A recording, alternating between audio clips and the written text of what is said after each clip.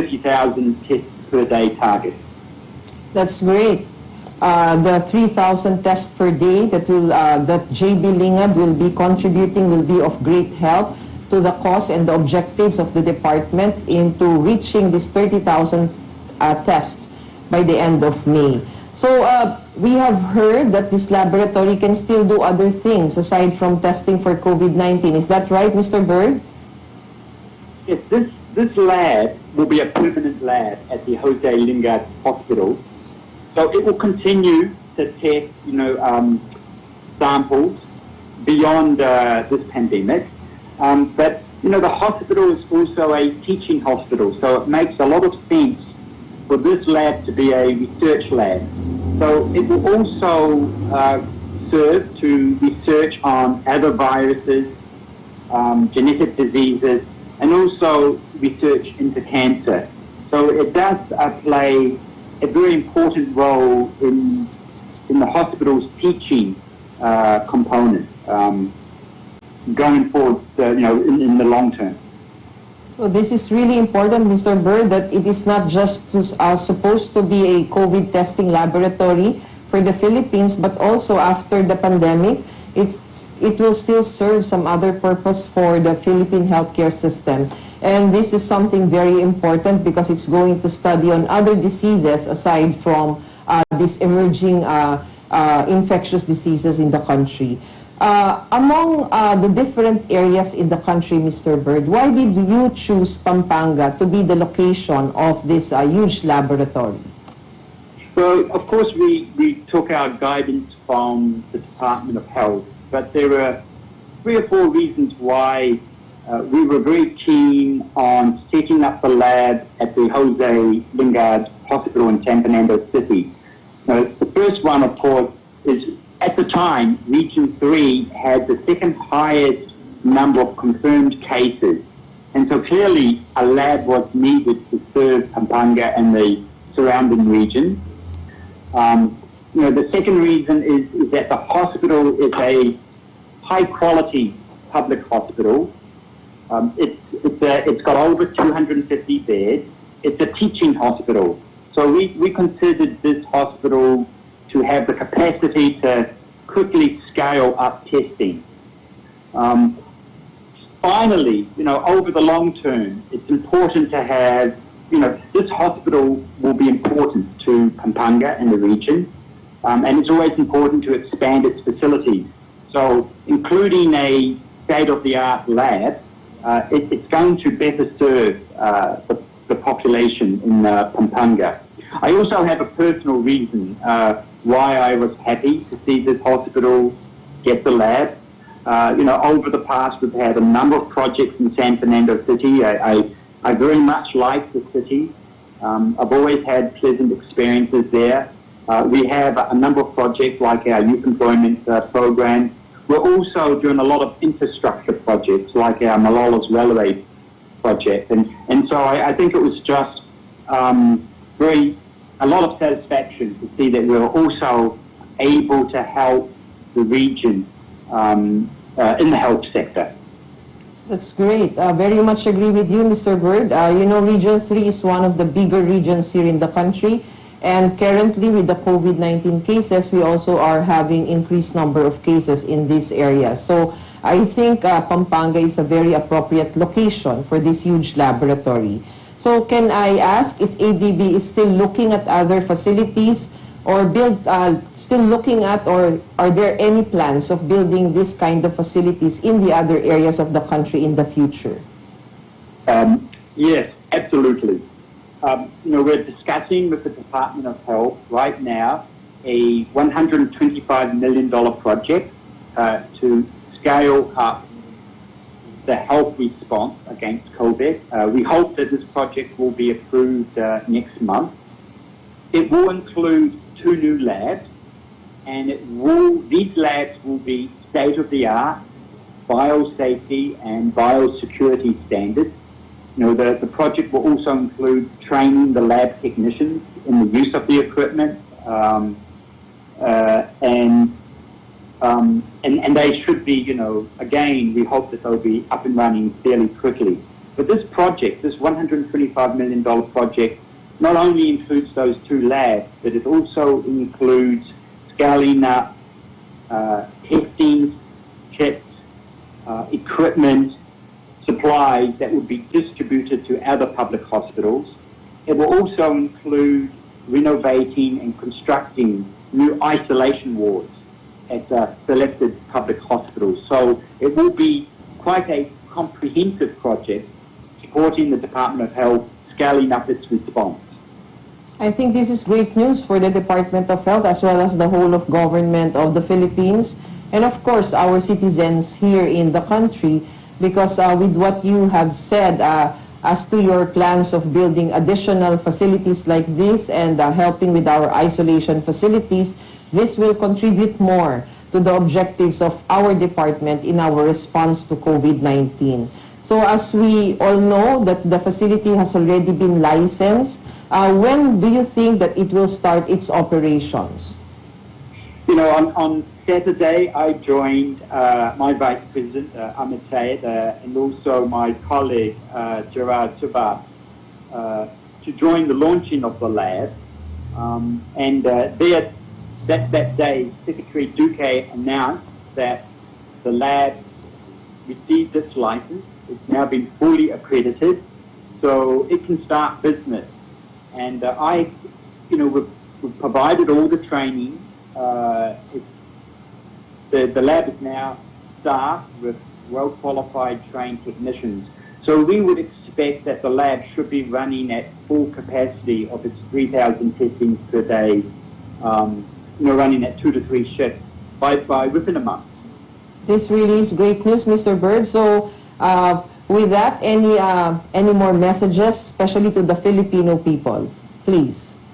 Yes, I do have a number of messages. I think I have, say, 3 or 4. And the first one, of course, is, right at this moment, it is important to continue to support the Department of Health in scaling up testing and contact tracing to reach that 30,000 tests per day. Evidence overseas shows that those countries that have been successful have done massive testing and contact tracing. I think, over the longer term, ADB would like to continue to work with the Department of Health. This has been a great partnership.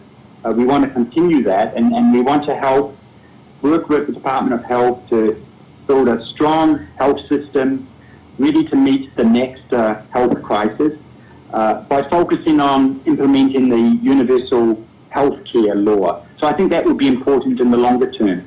But I have 2 other messages. First of all, I really do want to commend the Department of Health, the government of the Philippines, for its decisive actions in fighting this virus. It's taken a very comprehensive approach, scaling up its health response, fiscal programs that have helped to transfer funds to vulnerable families. And I think with this, including the enhanced quarantine that was implemented in March, all of these actions together has helped the Philippines contain the pandemic and prevented the Philippines from experiencing what we've seen in other countries. So I think, the Philippines should be very proud of that. But I also want to commend all Filipinos. Everyone has made sacrifices in the last 2 months, but it's been one big collective effort by all 108 million Filipinos. So it's truly been a team effort. So you should be very proud of what you have accomplished so far. But it's far from over. It's kind of like climbing a mountain. You've climbed, you've got to the top, you've got to the summit, you've hoisted your flag, but you've got to come down. And that slope is very slippery. It's got its risks. So there's a lot more work to be done. You've got to still keep those numbers low. You've got to prevent a second wave. But at the same time, you've got to open up the economy towards that new normal. So I think if Filipinos continue to do what you really do well, and that's working together, I think the health system and the economy will come out much stronger. So thank you very much, Mr. Kelly Bird. Thank you for accommodating our invite for you to talk here in our virtual presser for DOH. We thank you also for your support and the partnership with ADB, which will really contribute for DOH and the whole of the Philippine government to achieve our 30,000 tests per day by the end of May. Maraming salamat, Mr. Kelly Bird, for your time. Early detection and isolation of new COVID-19 cases is critical to managing potential outbreaks, especially as the government is considering gradually lifting quarantine measures. This makes testing all the more vital, and we are grateful for ADB's support as we continue to work on strengthening the capacity of the country's healthcare system in this war against COVID-19. Thank you very much, sir. Bagamat malaking tulong ito sa ating battle plan against COVID-19, ayon na rin sa ating kalihim na si Secretary Francisco T. Duque III, marami pa tayong kailangang gawin to ensure that our health system is fully equipped to handle both the detection and treatment of COVID-19, as well as other emerging and re-emerging infectious diseases with pandemic potential. We thank our partners in the private sector who are helping us in this endeavor. We thank the Unilab Foundation, who assisted in retrofitting the hospital to meet with our biosafety standards, and the Beijing Genomics Institute, one of the world's largest genomics companies serving more than 66 countries, for providing technical support in setting up a laboratory and clinical hospital. Malinaw sa atin na ang laban kontra COVID-19 ay kailangan ng whole-of-nation approach na may close coordination between the private sector and the civil society organizations. Ayon sa ating T3 strategy o ang test, trace, and treat, kailangan nating palawakin ang ating resources hindi lamang sa isang aspeto ng strategy na ito. We cannot focus on testing labs alone because we have to be able to do more than just know who is infected. Kaya naman, todo-todo ang pagtayo at pagproseso natin sa mga isolation center sa buong bansa. Napakalaking tulong ng Vigilas One Cape Center sa Clark City na ilang buwan nang tumatanggap ng ating mga kababayan mula sa ibang bansa o ang ating mga OFWs bilang quarantine areas bago sila maaring makauwi sa kanilang mga pamilya. Ang pasilidad na ito ay ang second largest urban hub sa bansa.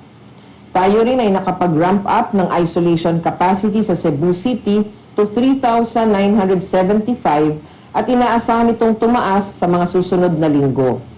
Sasamahan po tayo sa Miyerkules, May 13 ni BCDA President Vince Dizon na naatasan din bilang Chief Coordinator para sa T3 program upang balitaan tayo sa mga bagong testing and isolation facilities na binubuo sa iba't ibang parte ng ating bansa.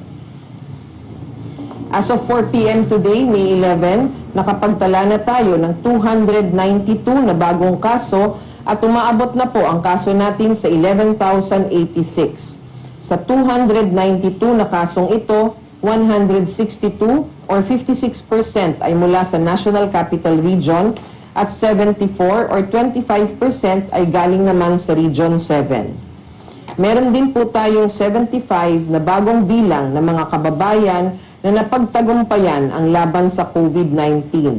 Sa kabuuan, meron po tayong 1,999 recoveries. Kasama po sa mga naitalang nakarecover ay ang mga pasyenteng nakakonfine at mga pasyenteng may mga positive mild and asymptomatic cases na nakarecover mula sa kanilang self-isolation at home quarantine. Ngunit ikinalulungkot po namin na ibalita na 7 ang nadagdag sa bilang ng mga pumanaw na sanhi ng COVID-19. Dahil dito, umabot na po sa 726 ang bilang ng mga nasasawi. Pinapaabot po namin ang aming taus-pusong pakikiramay sa lahat ng mga naulila. As of May 10, makikita po sa inyong screen na meron na po tayong 1,991 healthcare workers na nagkaroon ng COVID-19 sa ating bansa. Sa bilang na ito, nakapagtala po tayo ng 584 na healthcare workers na nag-recover mula sa COVID-19. Nitong mga nakarang araw ay paunti na ng paunti ang nakikita natin mga healthcare workers na nagpo-positibo. Sa nasabing bilang, ang 1,373 ay active cases.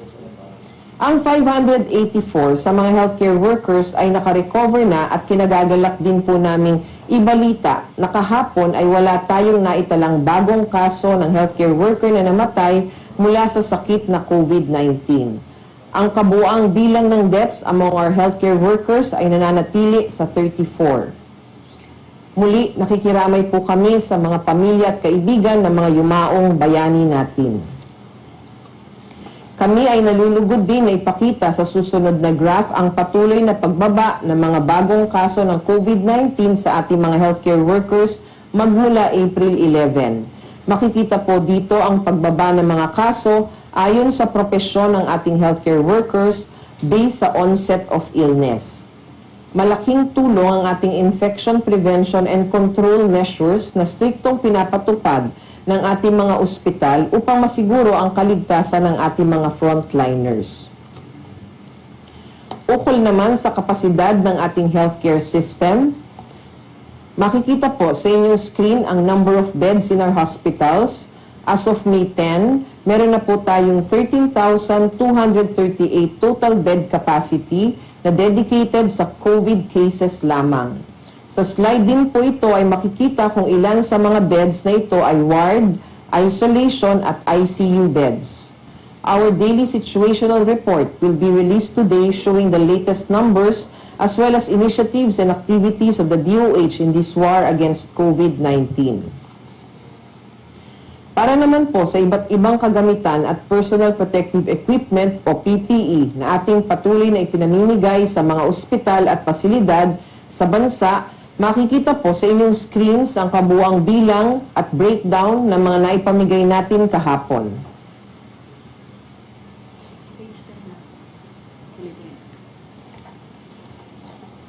Sa ating testing capacity naman po, May 10 ay nakapagsagawa na ang ating laboratorio ng 8,637 tests at sa kabuuan ay nakapagsagawa na ng 173,144 tests.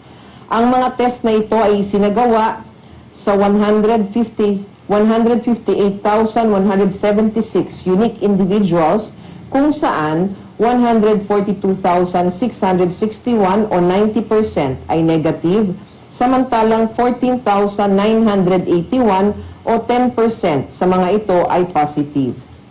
Lilinawin lang po namin na ang bilang ng mga total tested individuals ay maaring mas mataas sa official number na inilalabas sapagkat ang mga numero pong ito ay sumasailalim pa sa case verification and validation process ng DOH.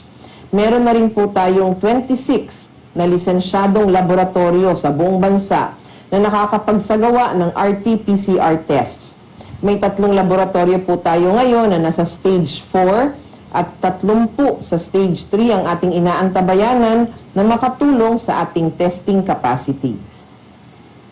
Sa huling talaan natin noong May 10, ang kagawaran ay nakatanggap ng 73 facility requests para sa emergency hiring ng ating healthcare workers. Meron na po tayong 3,315 slots na na-approve for hiring para sa 59 health facilities kasama ang mga quarantine facilities.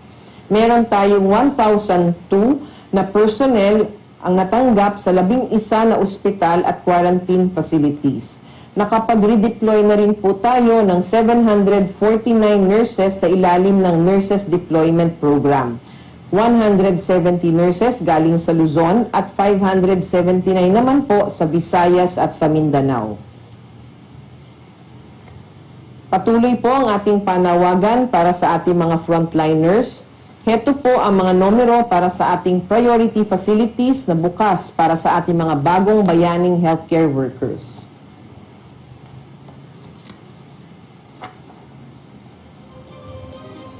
Hindi magtatagal at tayo'y maninibago sa sitwasyon kapag nagka-transition na tayo mula sa ECQ papunta sa GCQ. Hindi na magiging masyadong mahigpit pagdating sa paglabas-labas ng mga tao at baka marami sa atin ang magkaroon ng false sense of security dahil hindi rin natin direktang mararamdaman ang banta ng COVID-19. Nais po namin paalalahanan ng lahat na hanggat wala pang gamot o bakuna ang COVID-19, mananatili pa rin ang banta sa ating kalusugan. Mananatili pa rin ang banta para sa isang malalang outbreak. Ang COVID-19 ay isang panganib na hindi natin nakikita. Ngunit ang sakit at kamatayan na dala ng virus ay tiyak na makikita natin, tiyak na mararamdaman natin. Habang dumarami ang mga lumalabas ng bahay, pinapaalalahanan po namin ang mga kainan, mga commercial establishments. Mahalaga po ang inyong papel na gagampanan sa pagliligtas ng buhay. Kayo po ang magiging puntahan ng mga lugar sa mga susunod na panahon. Kaya't sadyain po nating ipatupad ang ating health protocol sa mga empleyado at sa mga customers natin. Ipaalala po natin sa ating mga empleyado na mag-physical distancing, magsuot ng mask, palagi ang mag-sanitize ng lugar kung saan nagtatrabaho. Sa mga employers po, bantayan po natin na manatiling malusog at walang virus sa ating mga empleyado. Siguraduhin po natin na ang lahat ng humahawak sa pagkain ay ginagawa ito ng maayos at lahat ng uri ng sakit sa ating mga food handlers ay minomonitor. Siguraduhin po na prepared tayo sa pagbibigay ng agarang medical assistance and benefits sa ating mga empleyado sakaling maging biktima sila ng pandemyang ito. Siguraduhin din na may kakayanan tayo sa madaliang contact tracing measures upang maprotektahan natin ang publiko. Sa atin namang mga kababayan, may mahalagang papel din kayong gagampanan kapag nag-transition po tayo sa GCQ. Dahil dumadami na po ang mga taong lalabas sa bahay, tumataas din ang panganib na mahawa sa COVID-19. Kung ganun po ang mangyayari, inaasahan po natin na tataas na naman ang ating mga kaso. Ngunit ngayon ay maaari na nating pabagalin ang pagkakahawa-hawa upang hindi ma-overwhelm ang ating health system. Lagi po nating tatandaan na mag-physical distancing, magsuot ng face mask, palagi ang mag-ugas ng kamay at sumunod sa cough etiquette o ang tamang paraan ng pagbabahing o pag-ubo. Hindi pa po tapos ang laban ng World War C.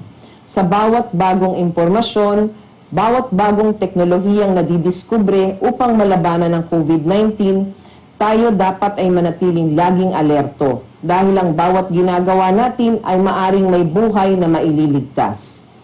Ngayon po ay matutunghayan natin ang video mula sa United Nations Population Fund or UNFPA tungkol sa maternal health.